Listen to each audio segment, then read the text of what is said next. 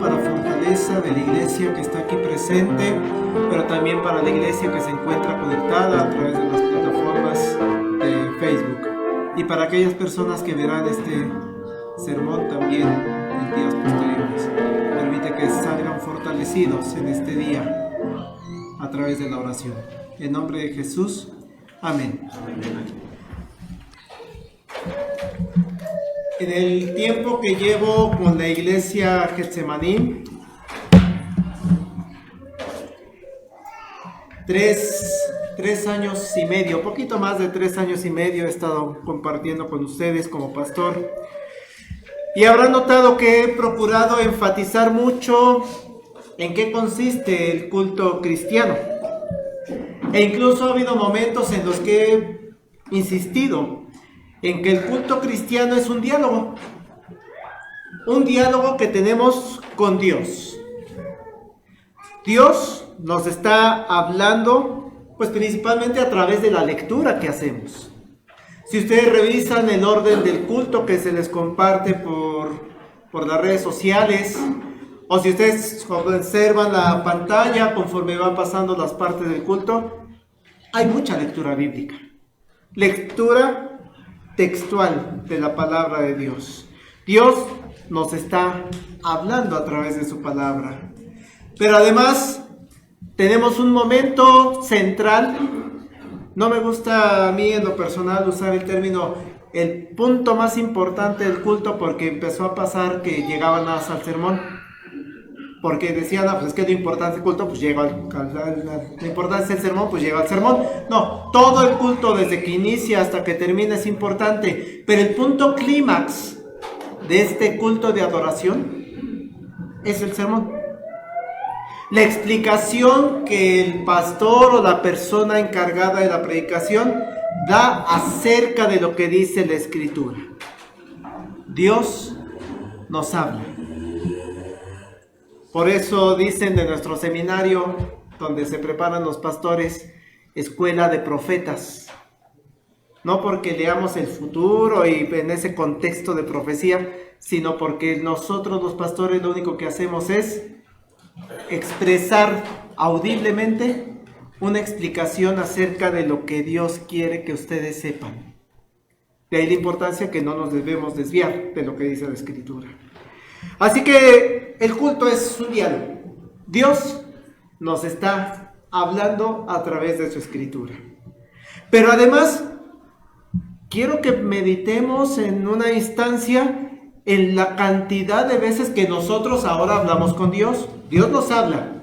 Y vean ustedes el programa cuántas lecturas bíblicas tiene que buscar el pastor para cada una de las partes del culto, que nunca son las mismas. O procura el pastor que nunca sean las mismas, que se repita y que entonces ya me lo sé hasta de memoria. No. ¿Qué pasa de nosotros hacia Dios? Y si ustedes analizan las veces que hablamos con Dios en un culto, vean, iniciamos con una oración en silencio mientras está el preludio. Ahí ya estás hablando con Dios. No es momento propiamente para extasiarse con la música, sino es un momento para, la música me acompaña para estar en comunión con Dios, preludio. Luego hablamos con Él y le ofrecemos el culto, le llamamos así, oración de ofrecimiento. Dios, te entregamos este culto, queremos dártelo, se lo estamos diciendo, claro, en voz de un anciano o de la persona que preside. Hay iglesias en donde esta oración le llaman oración de invocación. Es un término también correcto, Porque quitémonos esas ideas de invocar y de esotérica. No. Le estás diciendo a Dios, está con nosotros.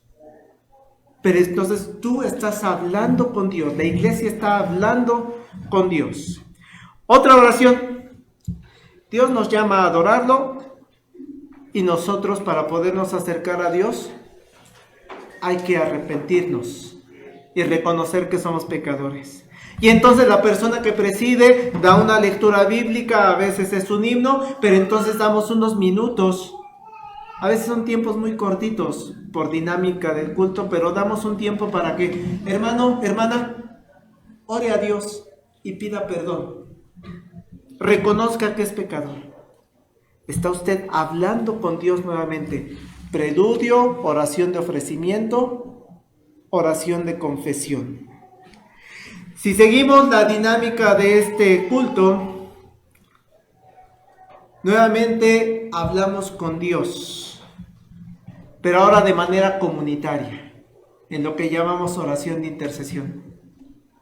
Los hermanos llegan, nos escriben, a veces es por WhatsApp, a veces es en la semana que me dicen por qué orar, a veces es en un papelito que me hacen llegar.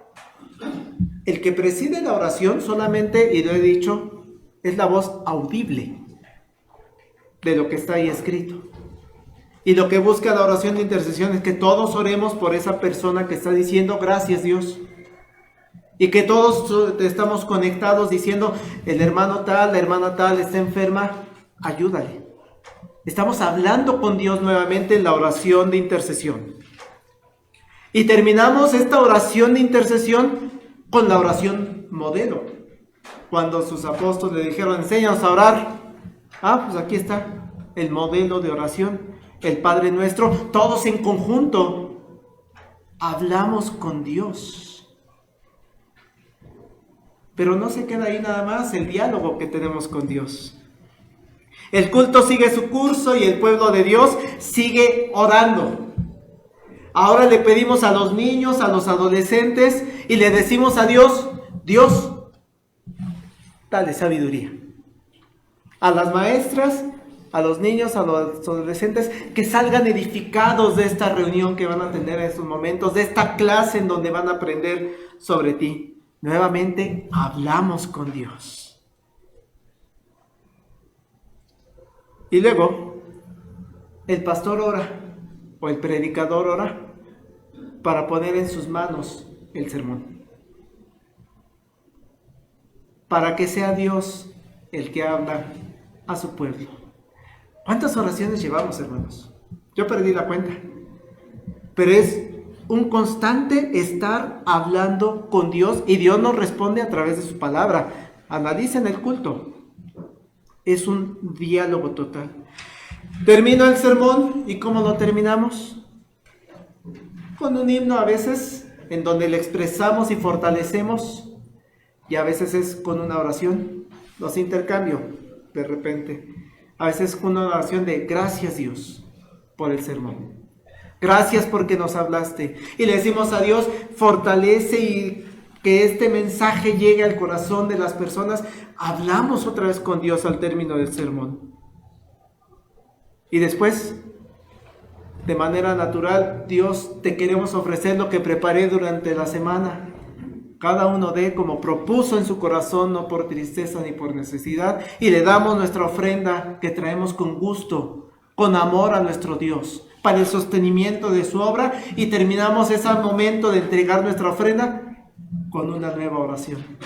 Gracias por la iglesia que está entregándote su ofrenda. Nos acercamos al final del culto.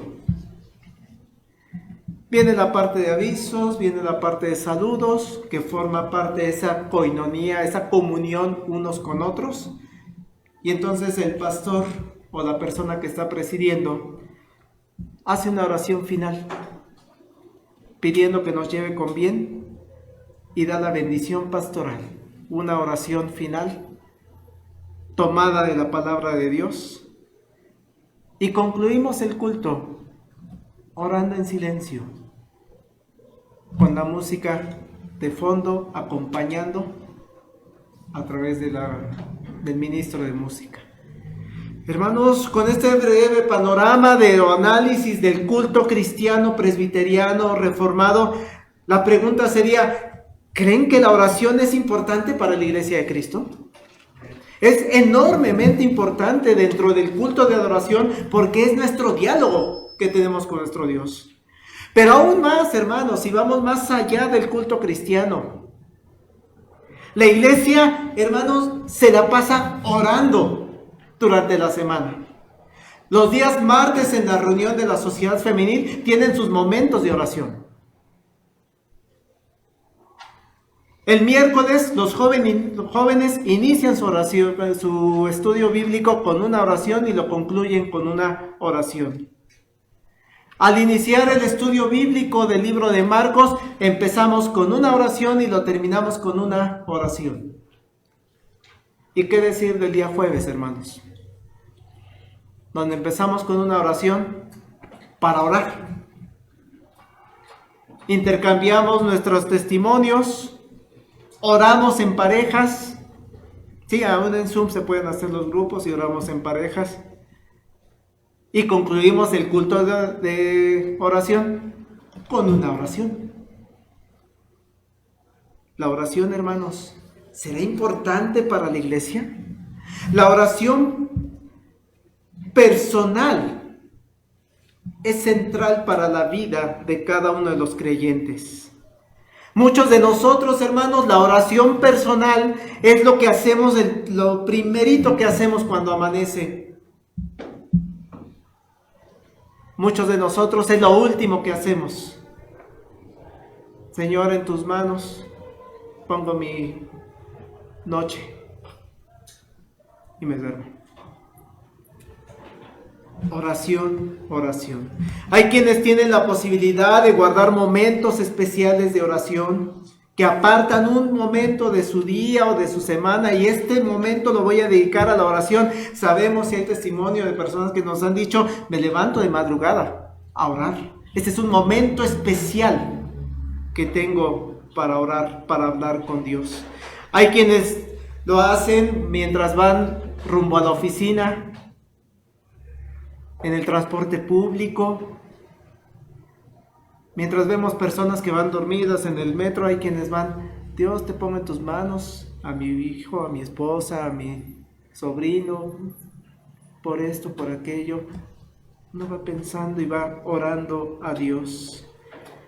¿Qué decir de los jóvenes antes de los exámenes? También es común.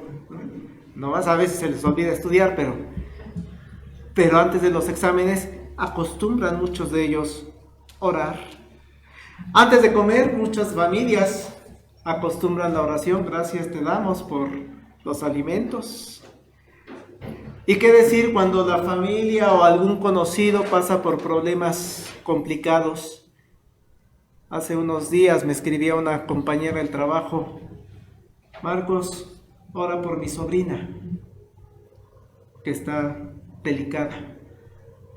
Apagué mi serie que estaba viendo, oramos a Dios y ya pude seguir la serie. Oración, hermanos. Así que lo único que estamos haciendo como iglesia con tanta oración, hermanos, es que estamos cumpliendo lo que el apóstol Pablo, inspirado por Dios, nos invitó a hacer de manera constante. Dice allá en Efesios 6, capítulo 6, verso 18. Dice el apóstol Pablo, orando en todo tiempo, con toda oración y súplica en el Espíritu, y velando en ello con toda perseverancia y súplica por todos los santos. Eso invitó Pablo a los efesios. Orando. Dice en Nueva Versión Internacional, oren en el Espíritu en todo momento. Entonces estamos haciendo algo extraño, algo que esté en contra de la Escritura. No, hermanos, el culto cristiano necesita tanta oración porque aquí lo dice, oren en el Espíritu en todo momento. Hay tanto orar de lunes a domingo, ¿no te cansas? No, no me canso. Oren en el Espíritu en todo momento. Ay, desde que te despiertas hasta que anochece andas hablando con Dios. Sí, oren en el Espíritu en todo momento, con peticiones y ruegos. Así lo dice Efesios 6. Manténganse alerta y perseveren en oración por todos los creyentes. Hermanos, toda esta oración que les he expresado, que hacemos como iglesia, solamente estamos cumpliendo un mandato de nuestro Dios a través de Pablo. ¿Y qué decir de 1 de Tesalonicenses 5:17, que estoy seguro muchos de ustedes se saben de memoria? ¿Qué dice, hermanos? Uno de los versículos más chiquitos de la Biblia. Estamos haciendo eso. Orar sin cesar. Gloria a Dios, porque como iglesia estamos procurando hacerlo. Y esa es la primera enseñanza de esta mañana, hermanos. No se canse de orar. No se canse de platicar con Dios. No se canse de orar sin cesar, en todo momento. Y es que la oración la podemos definir de acuerdo a lo que dice el Catecismo Menor de Westminster. Se los leo. ¿Qué es la oración? Al final de cuentas, una definición formal de qué es la oración. La oración es un acto por el cual manifestamos a Dios en nombre de Cristo nuestros deseos de obtener aquello que sea conforme a su voluntad, confesando al mismo tiempo nuestros pecados y reconociendo con gratitud sus beneficios. Vean todo lo que engloba esta definición. Es un acto, es una actividad, algo que hacemos, por el cual manifestamos a Dios en nombre de Cristo. Ahorita vamos a profundizar en esto. Nuestro deseo de obtener aquello que sea conforme a la voluntad de Dios. Pero lo que hacemos dentro del culto, antes de la oración de intercesión, confesando al mismo tiempo nuestros pecados. Confesamos que somos pecadores, porque si no, no podríamos acercarnos ante el trono santo de nuestro Dios. Y reconociendo con gratitud sus beneficios. Le damos gracias a Dios en estas oraciones. Por eso, nuevamente el apóstol Pablo, inspirado por Dios en Filipenses 4:6, complementa esta definición del catecismo. Por nada estéis afanosos, sino que sean conocidas vuestras peticiones delante de Dios, en toda oración y ruego con acción de gracias. La definición del catecismo no se sale nada de lo que expresa la Biblia. Eso es orar. Expresar vuestras peticiones delante de Dios con toda oración y ruego con acción de gracias. Cuánta verdad hay en esta definición. Y es que a través de esta acción entonces hablamos con Dios. A través de esta acción le damos gracias a Dios. Y le depositamos, hermanas, hermanos, todos nuestros afanes, todas nuestras preocupaciones, todo lo que le angustia desde el fondo de su corazón. Por eso, qué hermoso es cuando escuchamos al mismo Señor Jesucristo. Y es Cristo el que nos dijo esto. Pedid y se os dará. Buscad y hallaréis. Llamad y se os abrirá. Cristo nos está diciendo eso. Pídele a Dios y te lo va a dar. Busca a Dios y lo hallaréis. Llama a Dios y te abrirá. Porque todo aquel que pide, recibe, y el que busca, halla, y el que llama, se le abrirá. Y todavía pone un ejemplo maravilloso para que entendamos a nuestro Dios tan maravilloso que es con nosotros cuando oramos con Él. ¿Qué hombre hay de vosotros que si su hijo le pide pan, le va a dar una piedra? O si le pide un pescado, le da una serpiente. Pues dice Jesús, si vosotros siendo malos sabéis dar buenas dádivas a vuestros hijos, cuanto más vuestro Padre que está en los cielos dará buenas cosas a los que le piden. Qué hermoso es orar. Qué hermoso es pedir, buscar a nuestro Dios en la oración. Entonces la oración es el medio por el cual hablamos con Dios. Y la pregunta sería, ¿hay alguien que no quiera mantener esa estrecha relación de plática, de comunión con Dios? Es que, hermanos, no olviden que Dios es omnipotente. Y por eso cuando hablamos con Él, hablamos con la seguridad de que lo que le estamos pidiendo, Él lo puede hacer. Porque es todopoderoso. Claro, nos depositamos plenamente a su voluntad porque también es perfectamente sabio y sabe qué es lo mejor para cada uno de nosotros. Dios, con quien hablamos, con quien tenemos esta relación de oración, es omnisciente, todo lo sabe. Y aún antes que nosotros le expresemos nuestras inquietudes, nuestros afanes, nuestras necesidades, ya sabemos ustedes y yo que Él ya la sabe. Y es más, tenemos la certeza de que Él sabe la respuesta para nosotros. Y además algo maravilloso, hermanos, de esta omnisciencia de Dios. No es necesario expresarla en voz alta muchas de las veces. Qué hermoso es cuando oramos en silencio a Dios. Lo que estoy pensando ahorita, ninguno de los que estamos aquí puede saber lo que está aquí adentro. Es más, ni Satanás puede entrar a la mente del ser humano.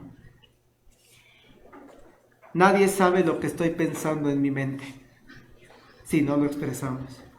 Solo Dios. Dios es diferente. Por eso qué hermoso es la oración en silencio. Tanto la que tenemos aquí en el culto, como la que tenemos en nuestros hogares, como la que tenemos de manera personal. Porque Él sí conoce hasta lo más profundo de nuestro ser, hasta lo más profundo de nuestro corazón y lo más profundo de nuestra mente. Oh Jehová, tú me has examinado y conocido. Tú has conocido mi sentarme y mi levantarme. Has entendido desde lejos mis pensamientos. Has escudriñado mi andar y mi reposo, y todos mis caminos te son conocidos. Pues aún no está la palabra en mi lengua, y aquí, oh Jehová, tú la sabes todo. Disfrute, hermano, hermana, la oración en silencio. Todavía ni la expresamos. Y Él ya sabe. Termina el salmista aquí en este Salmo 139. Detrás y delante me rodeaste y sobre mí pusiste tu mano. Tal conocimiento es demasiado maravilloso para mí. Alto es, no lo puedo comprender. Ore a Dios, hermano, en silencio. Y Él lo conoce y sabe todo lo que necesita. Por eso, hermano, no se canse de platicar con Dios, ya que nadie lo conoce o la conoce más que Dios, el Creador. Ore sin cesar. Pero un segundo punto, una segunda idea. Claro que surge muchas de las veces la duda de cómo debemos orar. Y habría toda una serie de puntos que podríamos desarrollar, listados acerca de la oración. Pero me pensaba y meditaba acerca de, por ejemplo, las personas que venimos desde pequeños de alguna iglesia cristiana. Pues para muchos de nosotros nos es tan común el hacer una oración, porque forma parte de lo que están aprendiendo nuestros niños allá arriba. Entonces ya como si fuera un botoncito, ¿no? Te toca orar. Sí, Padre nuestro que estás en los cielos. Así nos enseñaron a muchos de nosotros. La enseñanza que nos dio nuestro papá, nuestra mamá, nuestros abuelos, nuestros tíos acerca de orar. Incluso yo me acuerdo mucho en departamento infantil, que nos decían, pongan así y es como un templo. Entonces orábamos así. 6, 7 años tendría cuando me enseñaron eso en la clase infantil. Por eso, se supone que sabemos hablar, los que crecimos desde cuna cristiana o desde pequeñitos, sabemos hablar con Dios sin grandes complicaciones. Y si les pedimos, hermano, puede ayudarnos en la oración, sí, lo sé hacer porque llevo 30 años haciéndolo, 40, 50, 70 años haciéndolo. Pero también meditaba y pensaba en aquellas personas que apenas se están acercando al camino de Dios, o que vienen de otras prácticas religiosas.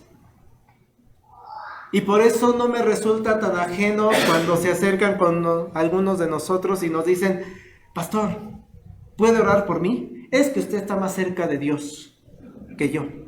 No, hermanos, una vez que usted se arrepiente del pecado, tiene camino abierto a Dios. El velo del templo se rompió para entrar al lugar santísimo con la sangre de Jesucristo. Estoy igual de alejado que usted. Claro, tengo más tiempo, a eso me dedico en gran parte del día, a tener a todos ustedes en la mente, en mi corazón para orar. Sí, con ese sentido, claro que puedo orar por usted, pero usted también, hermano, usted también, hermana. Pero por eso es importante recordar o conocer que la oración, algunos puntos que quiero resaltar de cómo orar.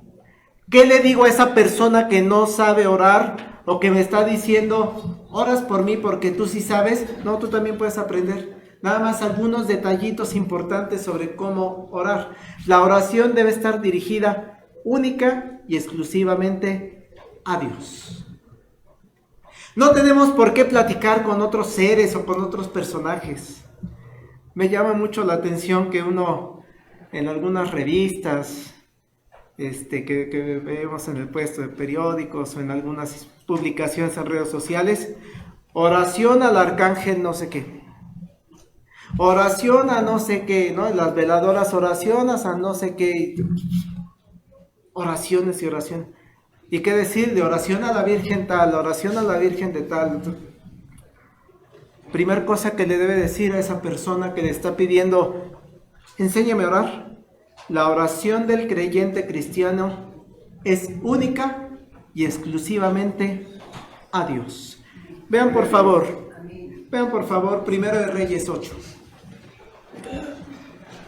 Primero de Reyes, capítulo 8, versículos 38 al 40.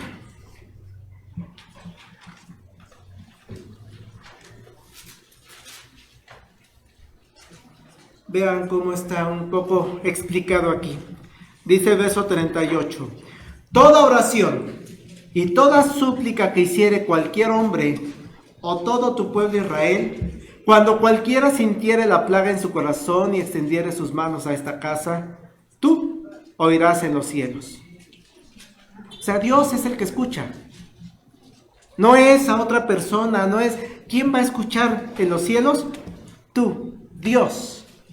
Dios es el que escucha. En el lugar de tu morada. Y perdonarás y actuarás y darás a cada uno conforme a sus caminos, cuya corazón tú conoces, porque solo tú conoces el corazón de todos los hijos de los hombres, para que teman todos los días que vivan sobre la faz de la tierra que tú diste a nuestros padres. Tú y solo tú, Dios, tienes esa posibilidad.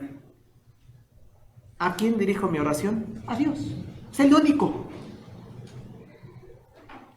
Allá en Hechos 1:24 también dice, y orando dijeron, tú Señor que conoces los corazones de todos. Cuando iban a escoger al otro apóstol. Tú Señor, o sea, la oración ¿a quién es? A Dios. ¿Por qué? Porque tú conoces los corazones de todos. Ayúdanos en esta decisión de escoger al apóstol. La oración es a Dios. Y allá en 2 Samuel 22:32. Porque ¿quién es Dios sino solo Jehová? ¿Y qué roca hay fuera de nuestro Dios? Dígale a esa persona, ora a Dios. Olvídate de otras ideas, enseñanzas que pudieras tener.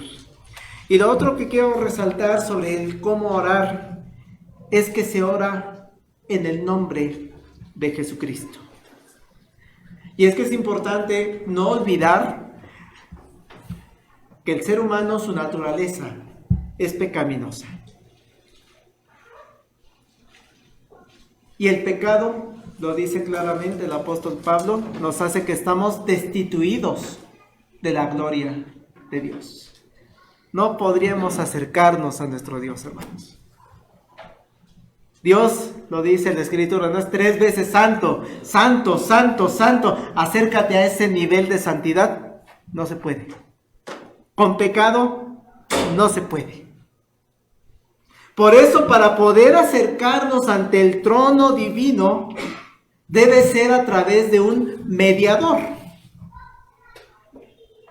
Y no hay ningún otro mediador, alguien que diga, a ver, sí, esta persona es pecadora, pero yo intercedo por él, yo medio entre Dios, esa santidad tan perfecta, y este pecador. Y no hay ningún otro mediador, ni en el cielo, ni en la tierra, que no sea Jesucristo hecho hombre. Así que si quieres acercarte a Dios, por medio de los ángeles, ay, Arcángel Gabriel, ayúdame, no. Por medio del santo, por medio de... No. No hay otro mediador que no sea Jesucristo hombre. O yo no necesito de mediar. Yo solito me acerco. No, eres pecador.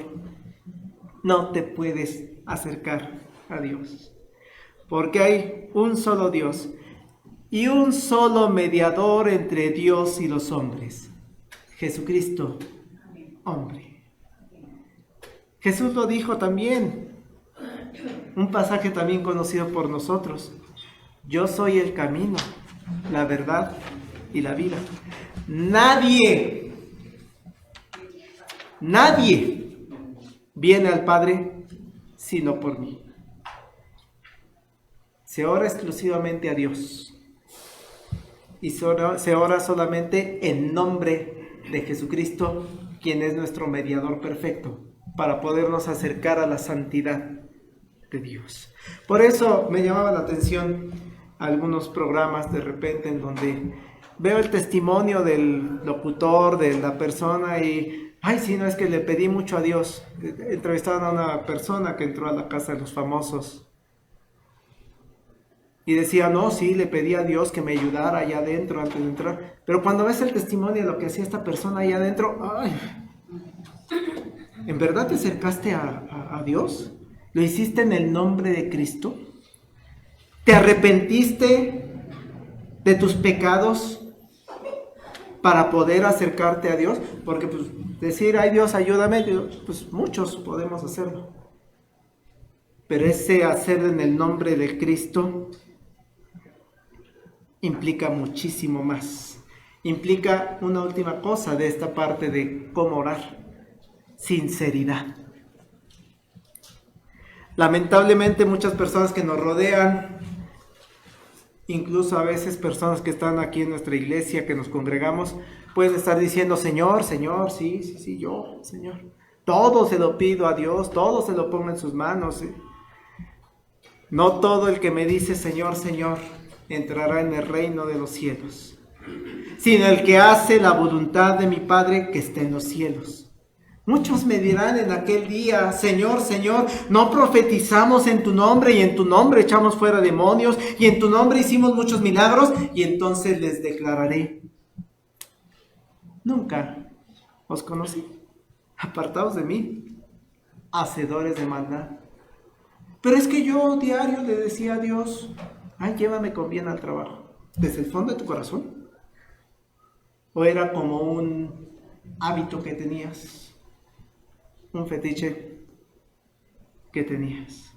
Jesús, hermanos, Dios conoce nuestro interior y Él sí sabe perfectamente si nuestras oraciones, nuestra plática con Él es una plática sincera o simplemente nos estamos haciendo pasar por creyentes de Jesucristo, creyentes de Dios, y en el fondo no lo somos porque no hacemos la voluntad de Dios.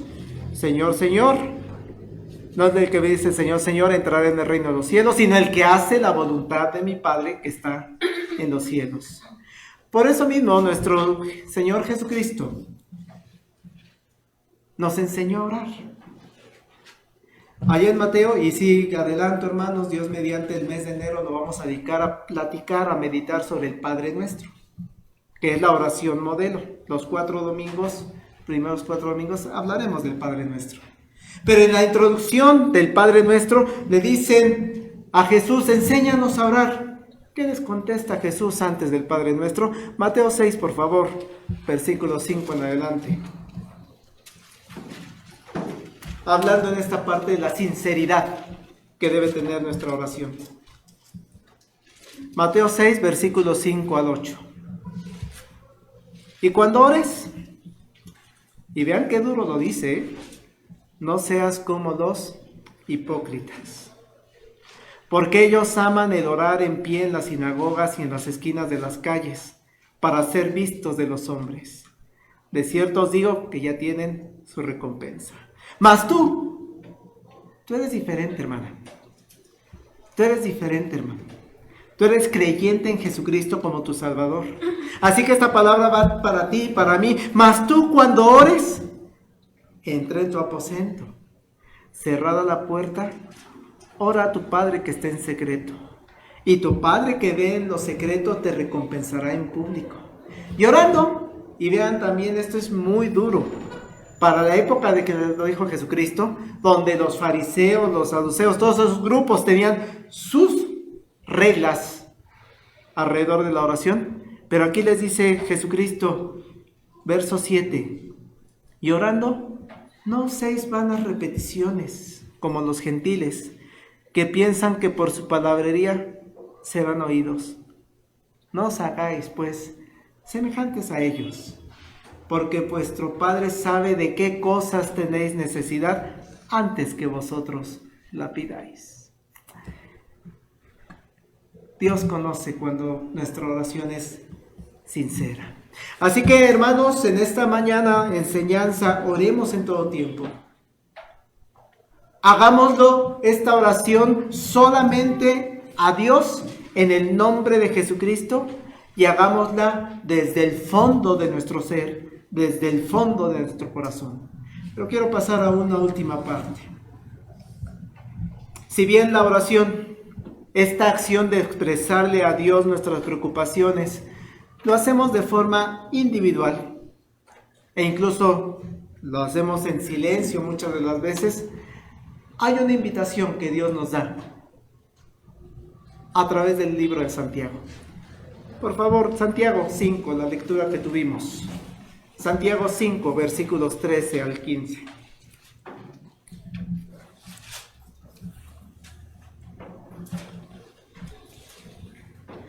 Dice el escritor sagrado, ¿está alguno entre vosotros afligido?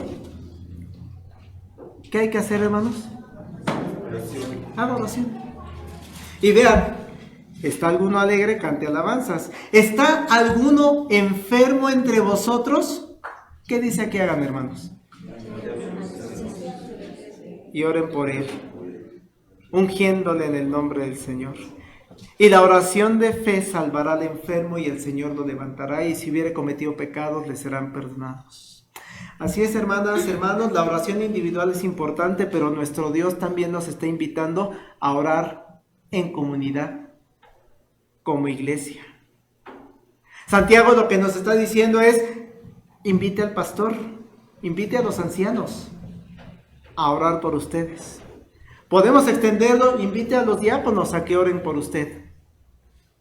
Invite a los líderes de la iglesia a que oren con usted.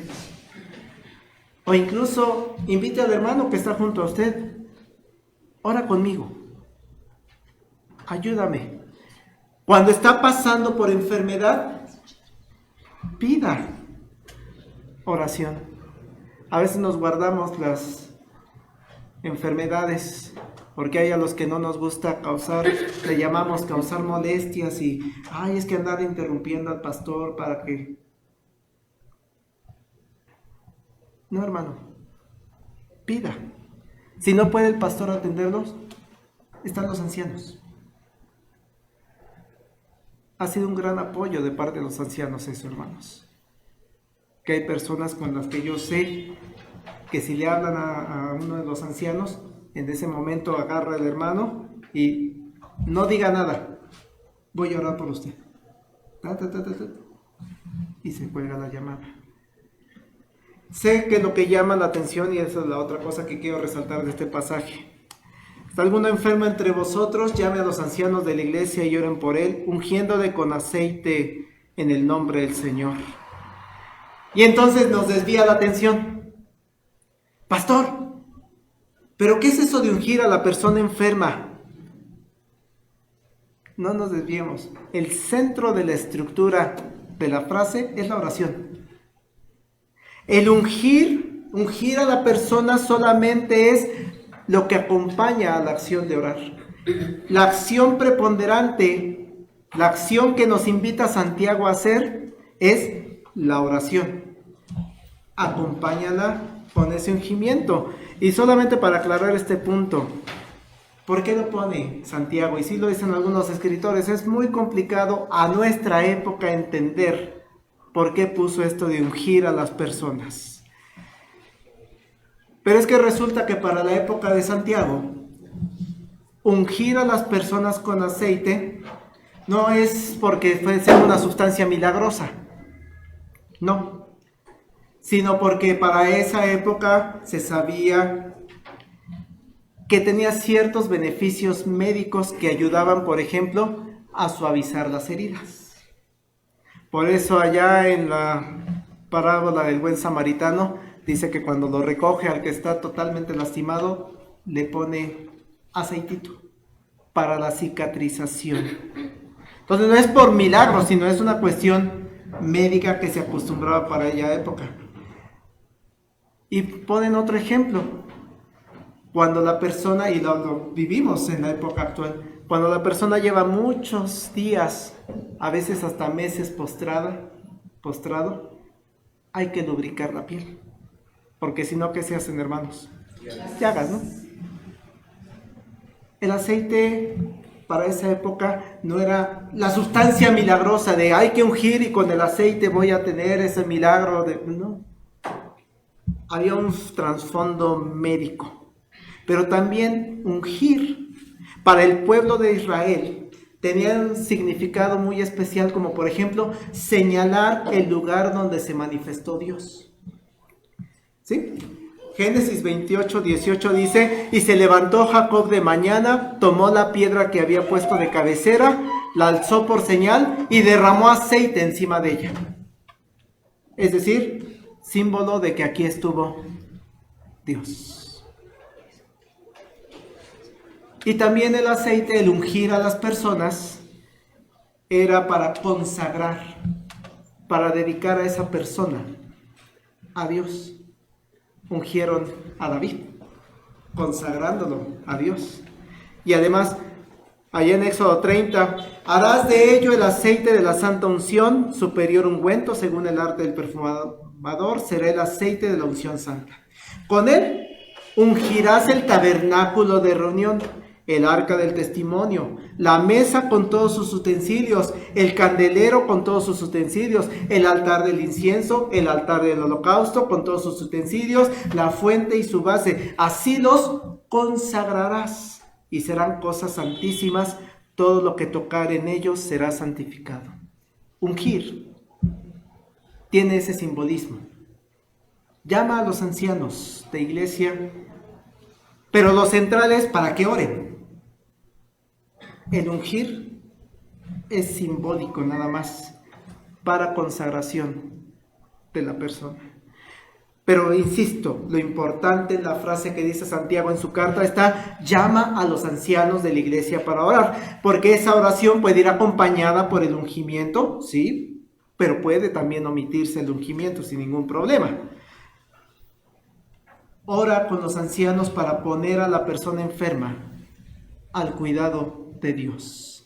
Y eso queda más claro cuando leemos el siguiente versículo de Santiago, verso 15. Santiago 5:15, y la oración de fe salvará al enfermo. Qué interesante que no dice el ungimiento de fe salvará al enfermo. ¿Qué es lo que salva al enfermo, hermano?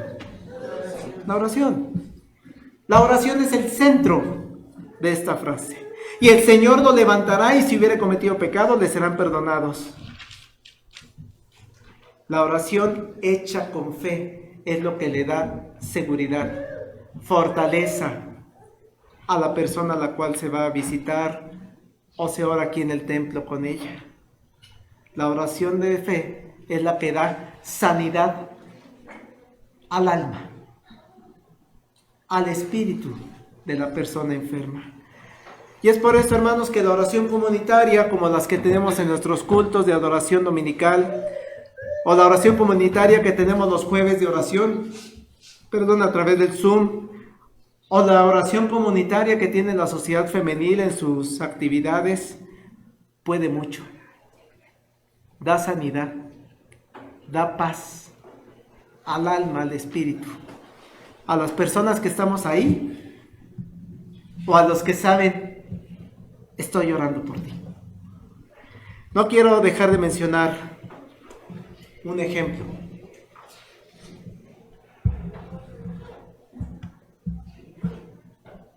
Y es que los que entramos los jueves, podríamos llegar a pensar, si empezamos a entrar 1, 2 veces, 3 veces, habrá quien tenga la posibilidad de pensar, ay, que esta hermana siempre pide lo mismo. Ya hasta no lo sabemos, sí, los que entramos los jueves, ya hasta sabemos, el hermano tal siempre pide esto, la hermana tal siempre pide esto, el hermano tal, ya no lo sabemos, ya hasta llevamos precargada la información que voy anotando. Y entonces, ¿qué sentido tiene? Hermanos, es hermoso. Es un sentido hermoso lo que pasa cuando repetimos las oraciones. Porque ha pasado muchas veces que personas por las cuales han estado pidiendo durante semanas, durante meses, hay personas que llevan años pidiendo por un trabajo. Qué hermoso se siente cuando llega esa persona y nos dice, hermanos, hoy oro diferente, ya tengo trabajo. Perseveraban en la oración. Os recuerdo hace unos 15 días más o menos, estaba yo en un día miércoles y me vino a la mente una persona y decía yo, Dios, ya darle ese alumno que necesita para los días miércoles. Dios, ya llevamos varias semanas intercediendo por ella, por esa persona, para que tenga el alumno que quiere el día miércoles. Dios, o sea, sí le decía a Dios, ya. Qué hermoso fue cuando al día siguiente, en jueves, nos dice esa persona, gracias por sus oraciones, porque ya tengo la persona. Así, hemos escuchado testimonios en los jueves, en la sociedad femenil, en cómo Dios responde en tiempos perfectos. Por eso, la oración comunitaria también es fundamental para la iglesia. Aunque parezca que siempre pide lo mismo. No se canse de pedir lo mismo. Es una indicación esto de pedir lo mismo todas las veces de parte de Dios. Y no deje de hacerlo, hermana. No deje de hacerlo. Porque, busquen por favor. Y con estos versos terminamos. Hechos 1, verso 14.